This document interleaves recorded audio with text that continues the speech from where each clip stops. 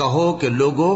آؤ میں تمہیں وہ چیزیں پڑھ کر سناؤں جو تمہارے پروردگار نے تم پر حرام کر دی ہیں۔ ان کی نسبت اس نے اس طرح ارشاد فرمایا ہے کہ کسی چیز کو اللہ کا شریک نہ بنانا اور ماں باپ سے بدسلوکی نہ کرنا، بلکہ حسن سلوک کرتے رہنا، اور ناداری کے اندیشے سے اپنی اولاد کو قتل نہ کرنا،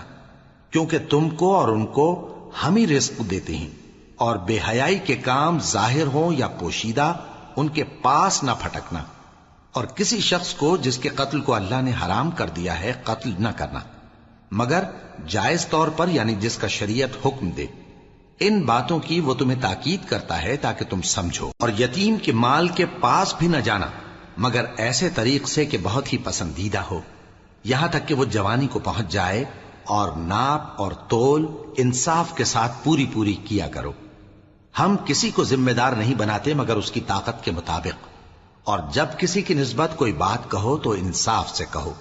گو کہ وہ تمہارا رشتہ دار ہی ہو، اور اللہ کے عہد کو پورا کرو۔ ان باتوں کا اللہ تمہیں حکم دیتا ہے تاکہ تم نصیحت قبول کرو۔